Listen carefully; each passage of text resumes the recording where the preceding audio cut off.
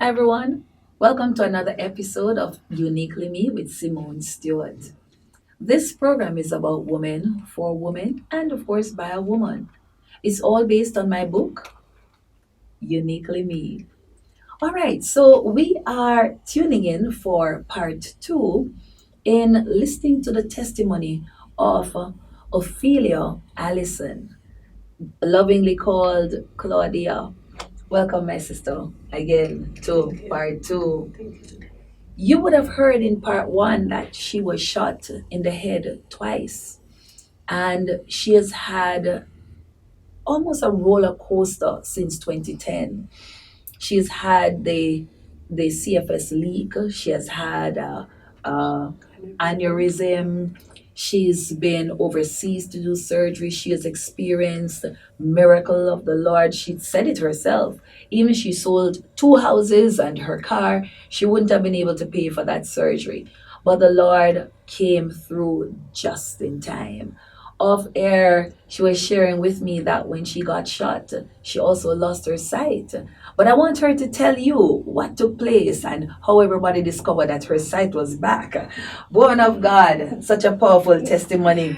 I mean, I'm hoping that by now many persons would have heard about you and of your testimony. But share with us, talk to me about the loss of the sight and how did everybody discover that your sight was back?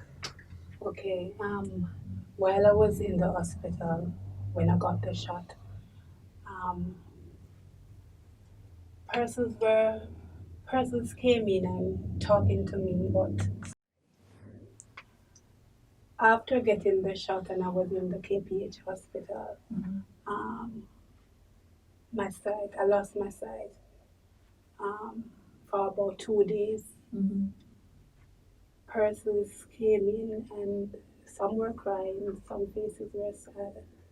And I remember my sister came over me and she was talking to me, asking me how I was doing, but her face was very sad. Mm-hmm. So I looked at her. She had on a blouse that I bought her, and just to get a smile on her face, I said to her, "You had on the pretty blouse that I bought you, man."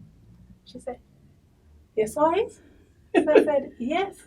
She said, "What color is it?" Because I did not know that I lost my sight because I Oh, was like weak, sleepy, in and out of in and out consciousness. of consciousness. So I did not know. Mm-hmm. So when she got so excited, I was like,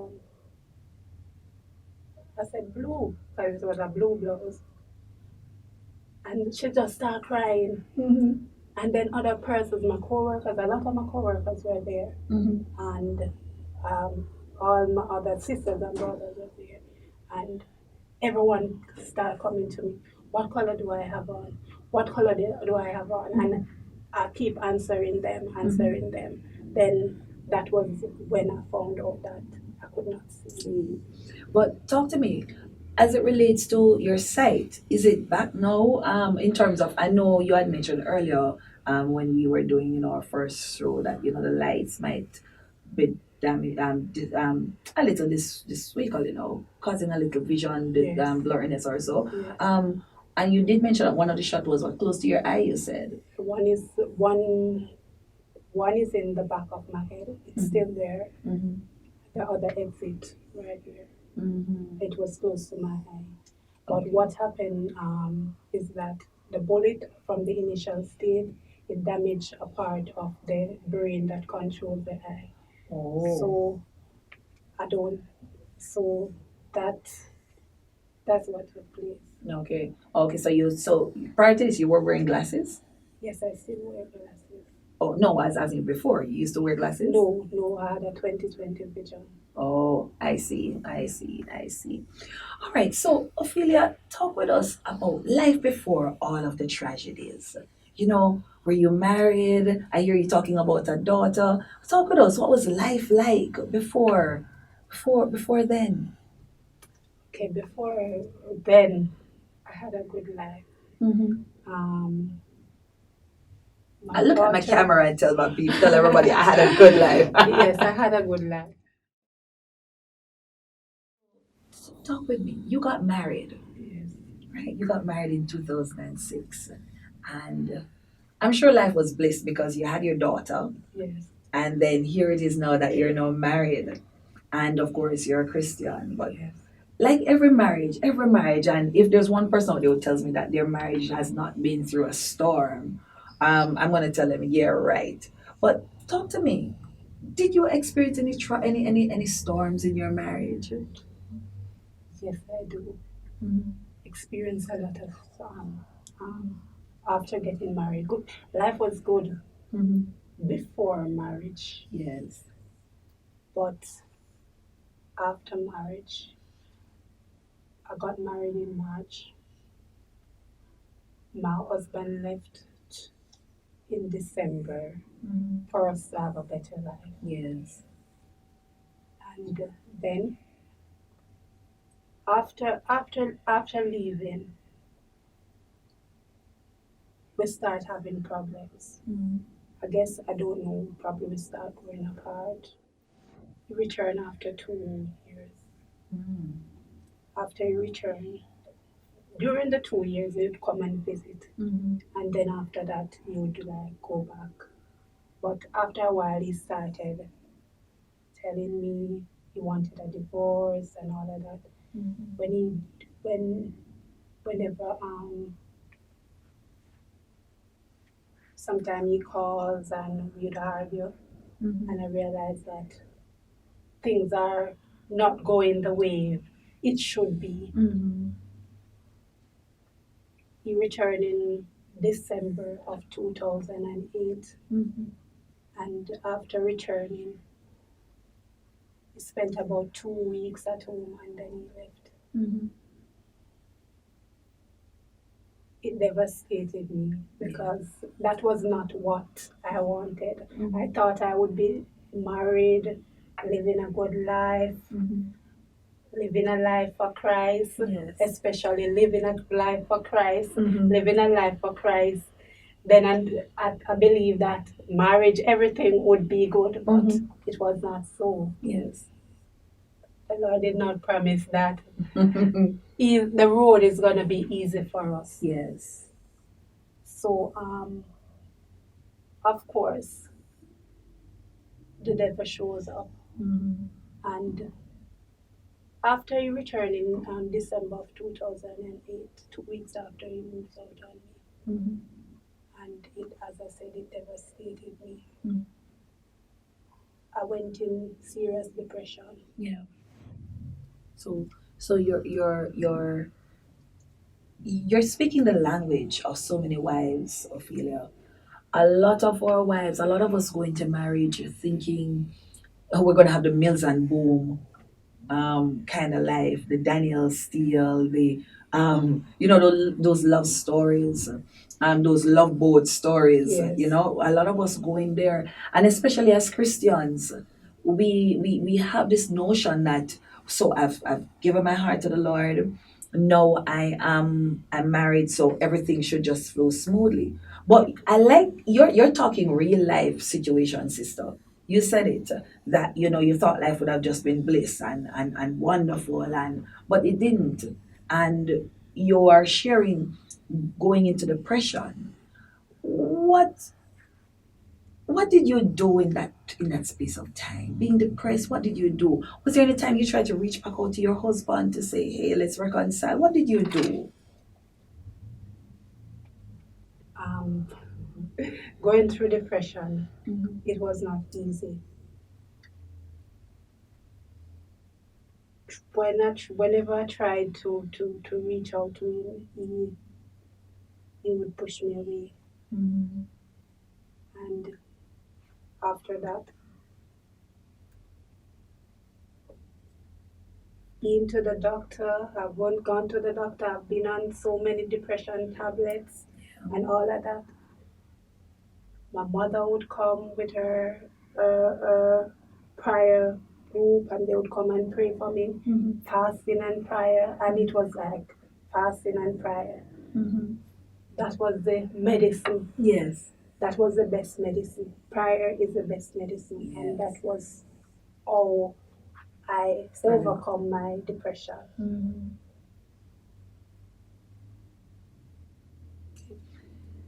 If you're just tuning in, you are watching Uniquely Me with Simone Stewart, and we are on set with Ophilia Allison. You would have seen part one where she shared her trauma. Now we are back with part two, and my God, it seems as if the traumas for this woman has no ending. Talk about a happy marriage or going into a marriage expecting life to be bliss and for her to experience love both. Instead, what she experienced was a husband who decided that I want a divorce, and this woman slipped into depression. When we come back, we're going to hear how the best medicine recover caused her to recover from a broken marriage.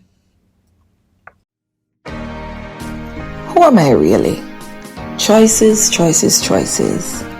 In pursuit of a career? OMG, I'm a wife. Help!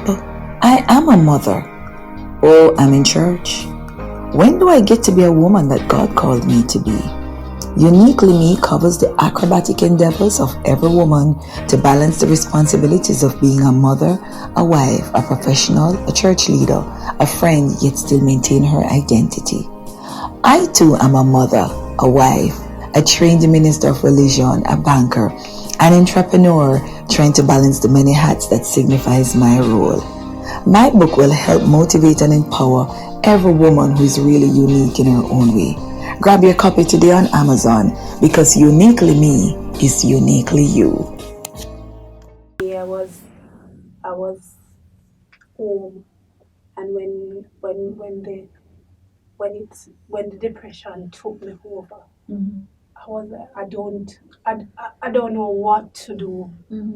I went into the bathroom and I hold on the grill and I started crying out to God. I started crying and I said, God, I need help. I need help. Send me some help. Yes. And I know that by the other day, my mother called me and said to me that there's a mother in the church. She came running down the hill to her home, saying that I have to go to Sister Claudia's house tomorrow. I have to go to Sister Claudia's house tomorrow because this is a Macedonia call. My God. Macedonia call. And by the other day, they were there and just fighting. And I believe that the devil realized that he could not have me that way. Yes. And that is the reason why he tried to attack me physically, because he could not have me spiritually. He could not manage me spiritually. So that's the reason why I believe he attacked me this way. Yeah. You're reminding me of the story of Job, where you know the story of Job, that it was Satan who went and said to the Lord, have you considered your servant Job? And he said, you think Job serving you for nothing? Not because you keep Job and because you're blessing Job, why Job is serving you. But the Lord said, all right, we put Job to the test then. But the thing is, the Lord said to the devil, you can do everything, anything you want to do, except his life. You can't touch his life. And as I listened to you a while ago, that's what came to my mind. Woman of God, you've proven faithful. That's it, you've proven faithful. And even, the song, I never lost my hope. Yes. I never lost my faith, but I've never lost my faith. That's you, and it's like it's just hitting me like a bomb. Your testimony is just. I'm telling you, it's gonna create waves in the atmosphere, because there are so many women, there are so many wives who are experiencing emotional traumas. We've had one person on air already who her husband said, listen, I don't love you no more. That was the miss, me moving from miss to Mrs. and back to miss. And so emotional traumas. But you shared, and oh my God, when you said a while ago, the Macedonian call. Sometimes we read our Bibles and we're thinking that these stories are just Bible stories. Yes. But they are real life situations. You had a Macedonian call in your life. My God, God would have disturbed somebody else, caused Yes, her to run down the hill yes. to get to your house. So now that you have recovered, what are you doing now? You know, wow, you've recovered from surgeries. You've recovered. There's still a bullet in your head, so you still have to do your checkups. Is that so? I don't go checking. I don't have checkup abroad anymore, but I have to do checkups here. Okay. The only problem I'm having right now is where my eyesight is concerned, but I'm trusting in the Lord Yes. for restoration. I know Yes. that He will restore. My God. So I'm trusting in Him for restoration for my eyes. Yes. Still working, thanks be to God. Yes, God. I'm still able to do everything for myself. I'm still able to move around. Yes. So that's a blessing. Yes. That's a great blessing. My God. What do you do in the church? What's the name of your church, by the way? All Saints Apostolic Church. I'm a member there. My incident, I don't really do much there, but I'm a member Okay. at the All Saints Apostolic Church. I've never done this on air before. I don't recall doing it on air. But I believe that the Lord is saying to you that you're not just a member, woman of God. This might even be your genesis of coming forth. And I dare say, even maybe organizing a little women's conference in your church or a little women's conference in Spanish Town or even in Kingston, wherever it is. Because a lot of our women, there are a lot of women, especially our Christian women, who are experiencing mental abuse, physical abuse, emotional abuse, spiritual abuse, and they don't know where to turn, what to do. Here it is that you have been able, God has brought you through each of those situations. And I believe that when God brings us through such situations, it's not for us to sit down. As a matter of fact, the Lord is now bringing to my mind the story of Paul. You know, Paul was going around crucifying, persecuting the church. And he had an experience with the Lord, and it is said that research said it was a damage to his eye. He lost his sight, as you know. And when he received his sight back, though we know Paul has never been the same since then. And I believe strongly that God would have brought you, unique woman, back to life. As a matter, I'm listening to your story now, and I know there's trauma, but somehow I'm not even seeing when you think about persons who've been shot in the head and that kind of thing, you're thinking about a downward spiral, they're bedridden, all the different things. And I'm listening to you, and I'm like, my God, it's as if this is really for the glory of the Lord. Amen. And so I'm thinking, I'm hoping that some women will join me in this. The show is going to be aired on Mercy and Truth Network. And when it's through airing, it's going to be uploaded to YouTube. I'm also going to be posting it on my social pages, which you'll see at the end of the show. I want you to join in with me and give me some comments and advice as to how this woman can begin to march out of her comfort zone and begin to run and say, there's somebody waiting, come see a man, and there's somebody who is even praying now for a Macedonian call. You are not just spirit to sit down and just think that, no, because somebody needs to hear this story. Yes. My God. I pray that God will cause you to begin to take the plane to go to different conferences overseas to share this story, because there are many that needs that Macedonian call. My God.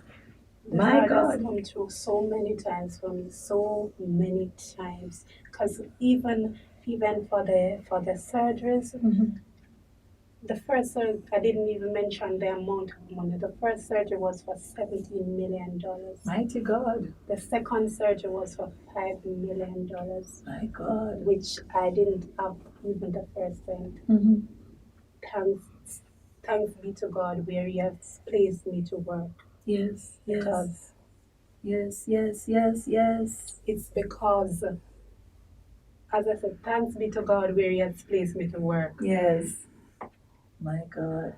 I remember when the second surgery was to be done, I was abroad and didn't know where to get the money from. And I started calling around because the money have to be paid before I do the surgery. Yes. So I started calling around, and the money should be wired to the hospital. And I called my workplace because my workplace is where that's where the money was sourced. And I started calling, and when I called, and by the time they get the message, like, and started working on whatever they start working on it, it was like too late to wire the money to the hospital for me to go in and do the surgery. At the time, my mother was coming up to be with me up there. Yes. Because, as I said, she's the one who is always there to care and take care of me. Yes. And somebody from my workplace called and said to me that the money was ready, but if they should wire it, it's gonna be too late. And the morning my mother was supposed to come in, I was there, I was not feeling well, and I called to find out if she has left. When I called, my sister said to me that she's not coming, because when we took her to the airport, we realized that her passport was expired. My God. And I was there, and I said, oh my God. I was there feeling so weak, and I was just longing to see my mother. Yes. And I got so down. And after I got down, I said, why am I down? And I said, God, you know why you're delaying. I don't know why you're delaying, but you delay for a purpose. I was there in the evening, and my sisters were like up and down, getting the passport ready for her to come on a flight in the afternoon. And they got the passport, they got everything ready to book her on the flight now. My sister's at the airport with her, ready to put her on the plane to leave. Same time I got a call from my workplace. Ophilia, the money is ready, but you know anybody coming up? Because if we wired it today, it's not going to reach the hospital on time. And I say, you know that my mother is coming up, she's at the airport. She says, stop her right now. And I have to call and stop her. Yes. Call. And my brother just bought a new vehicle and was driving past, just in time driving past my workplace, and just collected, took it to the airport, and my mother bring it up. Woman of God, it's been such a pleasure talking with you and just listening to your story. I mean, talk about a real life trauma in every form, shape, and way. I mean, we're about to wrap up. And like I said, ladies and gentlemen, please make sure you make some comments, reach the station, make contact with MTM one way or the other. I want to hear how you feel about this woman's story. But talk to us about your daughter. What is she like? How did she? And we have to wrap up really, but I don't think I want to end without just really giving a real good shout out to her. How has she dealt with all of this? My daughter. I believe she dealt with it real good. Yeah. Well, guess what? I'm just gonna take the time. I want to just give a shout out to Danielle. I want to give a shout out to your mom. I want to give a shout out to your brothers and sisters. I want to give a shout out to the Spanish Town Fire Brigade. Yeah. I'm doing it on your behalf. The entire family. The entire family. Because the truth is, I listened to you throughout the interview, and they have definitely been your support system. Yes. I'm giving a shout out to your church. I mean, I'm doing some first time things that I've never done before on this show. Yes. But I'm just listening to you, woman of God, that it had to have been a community that kept you during this time. Yes. And God has it has put in place a real good foundation and a strong community to have kept you in this time. Let me thank you so much for coming. It's been a pleasure, right? Thank you so much for tuning in to another episode of Uniquely Me with Simone Stewart. This brings to the end of my two-part interview with Ophilia Allison. This woman, my God, such a mighty woman. But remember, you can follow me on social media. It's all there. You're gonna see all the social channels there, and of course, the program goes live with on MTM TV. It's repeated on Mondays, and of course, after that, it goes to my YouTube channel. That's Simone Stewart. Be sure to tune into the MTM network. If you haven't, you're missing something. You need to. Thank you again. This is Simone, and remember, uniquely me is uniquely you. Bye bye.